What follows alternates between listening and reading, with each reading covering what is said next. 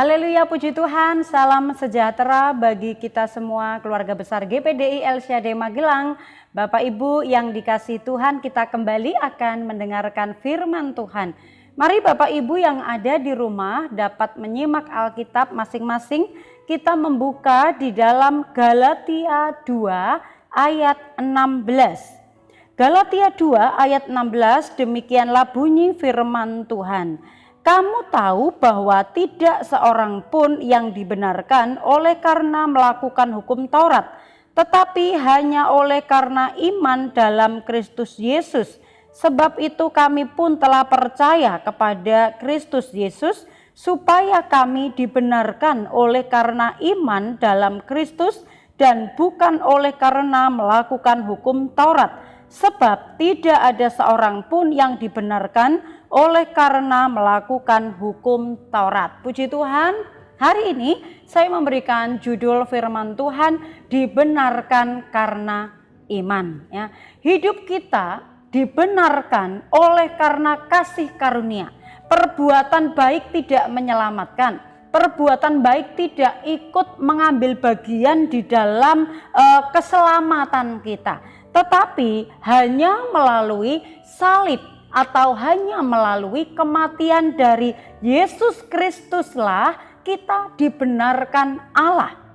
Darah Kristus yang tercurah di atas kayu salib itu yang menjadi dasar kebenaran kepada kita, sehingga iman kita diperhitungkan Allah untuk menerima kebenaran itu. Kita dibenarkannya. Karena kita orang-orang berdosa, kita tidak akan pernah masuk dalam kerajaan surga kalau kita tidak dibenarkan. Ya.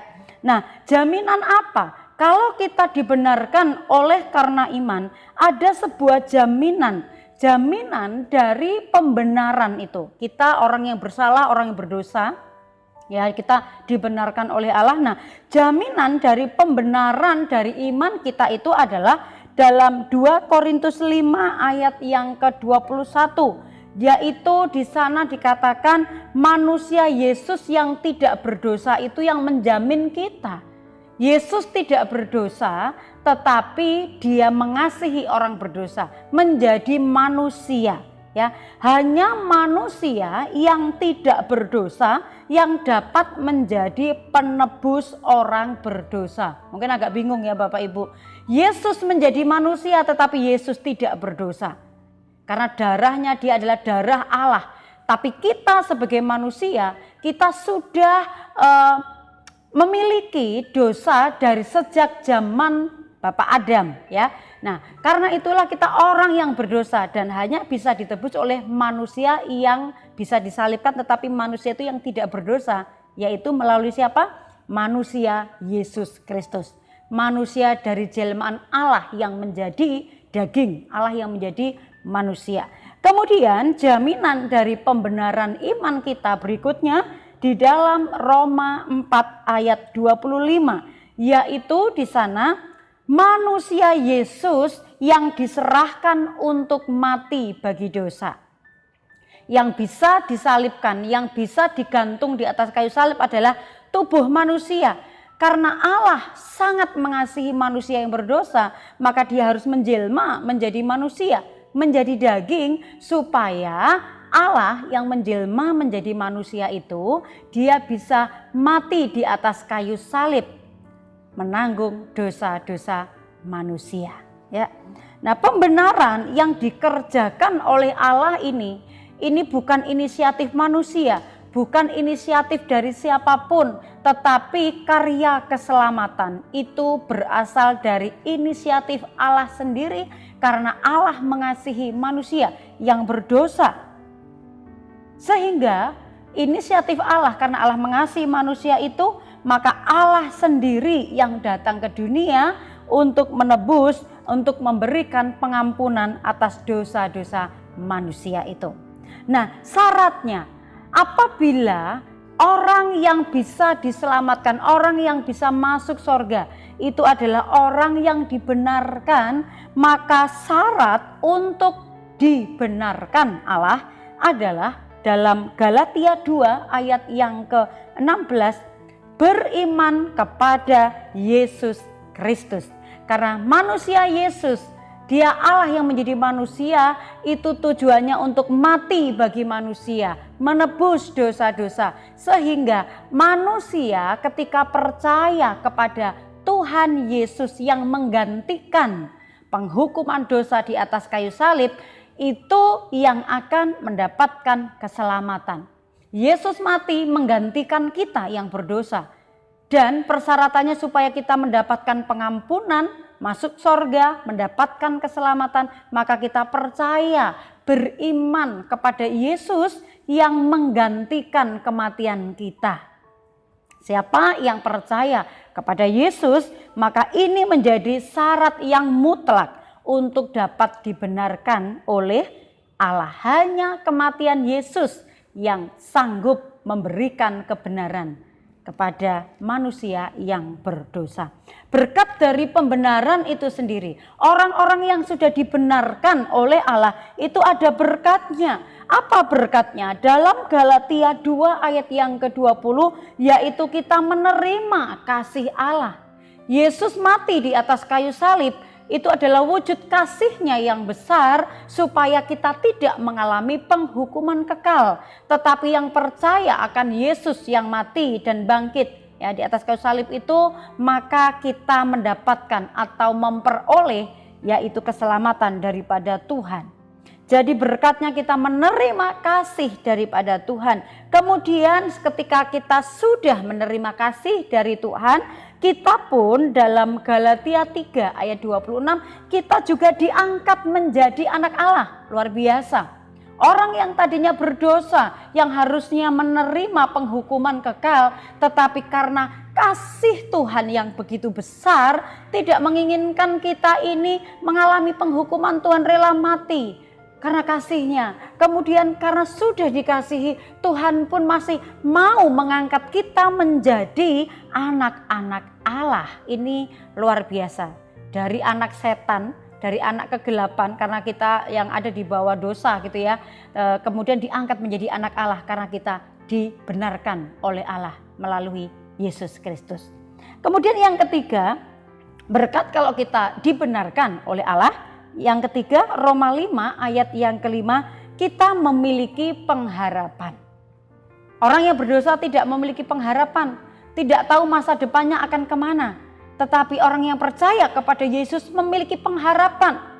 Pengharapannya apa? Kalau kita sudah menjadi anak Allah, kita memiliki pengharapan, yaitu pengharapannya di dalam poin yang keempat, Roma 8 ayat yang ke-17, yaitu menerima janji Allah menjadi ahli waris. Ahli waris apa? Ahli waris kerajaan sorga.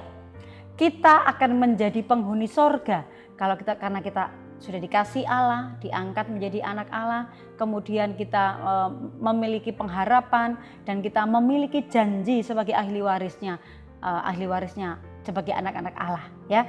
Nah, poin yang terakhir dalam Roma 5 ayat yang ke-9, yaitu ketika kita sudah memiliki janji, menerima janji untuk mendapatkan kehidupan kekal, maka kita menerima keselamatan kekal itu ya. Ada proses bagaimana kita mau percaya, memiliki pengharapan. Ketika kita memiliki pengharapan, ada janji. Ketika kita sudah diberikan janji, kita akan menerima dari janji itu, yaitu menerima keselamatan yang kekal. Janji Allah sebagai warisan kita itu adalah keselamatan kekal, hidup di sorga bersama dengan Tuhan Yesus yang menjadi Tuhan dan Juru Selamat kita.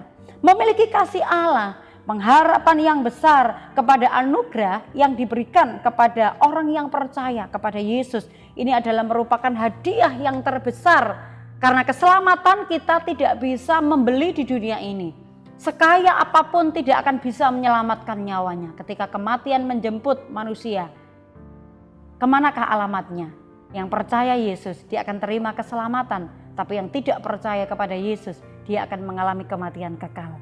Yang manakah pilihan kita? Bersyukur apabila kita memiliki iman, percaya kepada Tuhan, karena kita diselamatkan hanya karena kasih karunia daripada Tuhan saja. Nah, sebagai orang yang sudah diselamatkan oleh Tuhan, maka kita harus mengerjakan apa? Apa yang harus kita lakukan kalau kita sudah dibenarkan, kita sudah diselamatkan oleh Tuhan, maka yang harus dikerjakan oleh orang yang percaya di dalam Filipi 2 ayat yang ke-12, yaitu di sana firman Tuhan berkata, kerjakanlah keselamatanmu dengan takut dan gentar. Jadi yang dilakukan adalah mengerjakan keselamatan dengan takut dan gentar kepada Allah. Nah, mengerjakan ini apakah kita turut ambil bagian di dalam karya keselamatan Tuhan? Tidak, Bapak Ibu.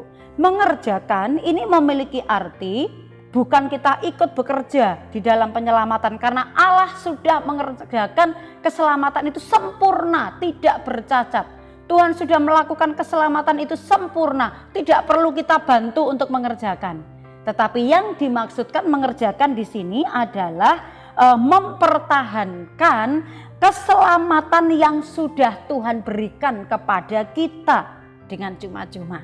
Mempertahankan, karena keselamatan itu bisa hilang kalau kita tidak mengerjakannya, tidak mempertahankannya. Lalu bagaimana cara mempertahankannya itu? Dengan kita hidup benar di hadapan Tuhan, kita bersyukur kepada Tuhan karena kita sudah diselamatkan, ya, sebagai ucapan syukur kita mengembalikan segala pujian, kemuliaan, pengagungan kita hanya kepada Dia, Tuhan dan Raja kita. Dan kita juga dapat beribadah dengan sungguh kepada Tuhan. Sebagai bentuk ucapan syukur kita beribadah, datang membawa korban syukur kita, persembahan kita, pujian kita kepada Tuhan. Dan juga bagaimana kehidupan kita dengan orang-orang yang di sekitar kita. Kita tetap memiliki hidup di dalam kasih. Ini yang dimaksudkan mengerjakan. Kita mempertahankan tetap menjadi orang-orang yang dibenarkan oleh Tuhan. Dengan kita yang sudah diselamatkan, yang sudah dibenarkan, maka kita akan mengikuti kebenaran-kebenaran Tuhan itu. Ya, kebenarannya apa? Mengikuti kebenaran Tuhan, hidup di dalam kebenaran untuk menyenangkan hati Tuhan, dan kita dapat hidup di dalam kasih kita kepada Tuhan melalui kasih kita kepada sesama kita. Haleluya. Tuhan memberkati. Bersyukur Bapak Ibu, kita adalah orang-orang yang menerima keselamatan bukan karena karya kita, bukan karena pekerjaan kita, tetapi karena anugerah kasih karunia Tuhan Yesus yang dikerjakannya di dalam kita, yaitu orang-orang yang beriman kepada Tuhan. Kita dibenarkan karena iman kepada Tuhan Yesus Kristus. Tuhan memberkati. Mari kita sama-sama tundukkan kepala kita, berdoa. Kami bersyukur buat keselamatan, anugerah yang Kau sudah berikan, Kau sudah kerjakan dan mengangkat kami menjadi anak-anak Allah. Berkati jemaat-Mu Tuhan, keluarga besar GPDI LCD Magelang dapat menyadari, mengerti akan firman Tuhan, mensyukuri atas keselamatan, sehingga kami umat-umat-Mu mempertahankan keselamatan dengan kami hidup benar, menjaga kekudusan hidup kami, dan mempersembahkan tubuh kami menjadi persembahan yang harum, yang kudus, dan yang berkenan kepada Tuhan. Ya Tuhan, tolonglah keluarga besar GPDI LCD untuk terus berjaga-jaga, berdiri teguh dalam iman, bersikap sebagai laki-laki, dan tetap kuat di dalam Engkau. Kami terima firman ini dengan ucapan syukur dalam nama Tuhan Yesus Kristus. Haleluya. Amin.